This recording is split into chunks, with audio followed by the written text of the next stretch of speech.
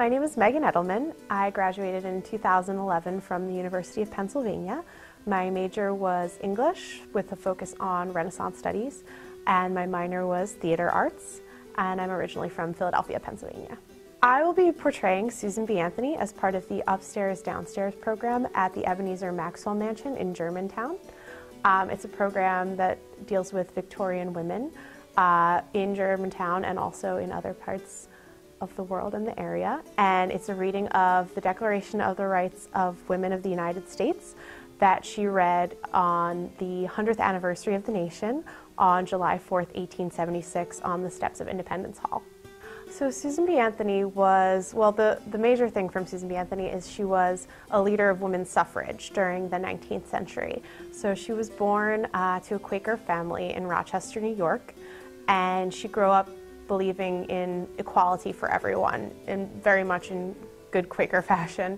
And after attending some rallies and seeing kind of the injustice in the gender inequality in the world, she decided to devote her life to what she called the cause, which was getting women's suffrage to become a real thing in this world. So that basically started in the 1840s when she was in her 30s, and until she died in 1906, she dedicated her life, her time, her money, her friends' lives, anything she could to what she called the cause. The best part of playing Susan B. Anthony is really, it's just so many things, because she's such a wonderful woman who believed so strongly in equality, and she had such an honest, dedicated platform, and she wasn't just doing it for herself, she was doing it for all women in this country and for all times. And she knew that she would not see the vote in her day toward the end of her life, but she was going to persevere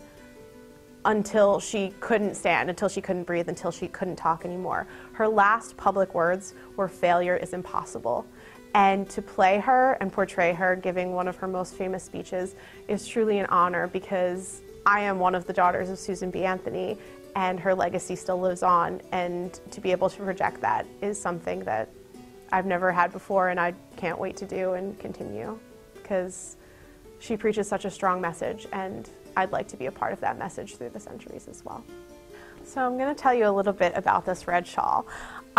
So Susan B. Anthony, over her decades and decades of work toward women's suffrage, gave many, many speeches, traveled the country, even traveled internationally, and she became a very recognized symbol of women's suffrage, as did this red shawl that she wore. In fact, in one convention in 1898, she decided she was going to wear a white shawl in its stead, and so she got to the location of the convention, and she received a note from one of the reporters that said, "No red shawl, no report." So she sent back to her hotel to get the red shawl to replace the white one. And when she put the red shawl on, the entire audience clapped, because they knew she was going to get up there and do her thing. And it's just a true symbol of her passion, I think, hence the red shawl. A reenactment of the Declaration of Rights of the Women of the United States, as recited by Susan B. Anthony on the steps of Independence Hall, July 4th, 1876. While the nation is buoyant with patriotism, and all hearts are attuned to praise, it is with sorrow we come to strike the one discordant note on this 100th anniversary of the nation's birth.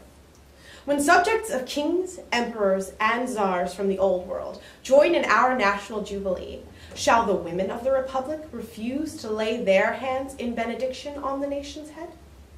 Surveying America's exposition, surpassing in magnificence those of London, Paris, and Vienna, shall we not rejoice at the success of the youngest rival among the nations of this earth? May not our hearts, in unison with all, swell with pride at our great achievements as a people? Our free speech, free press, free schools, free church, and the rapid progress we have made in material wealth, trade, commerce, and the inventive arts? And we do rejoice in the success thus far of our experiment of self-government. Our faith is firm and unwavering in the broad principles of human rights proclaimed in 1776, not only as abstract truths, but as the cornerstones of a republic. Yet, We cannot forget, even in this glad hour, that while all men of every race and clime and condition have been invested with the full rights of citizenship under our hospitable flag, all women still suffer the degradation of disfranchisement.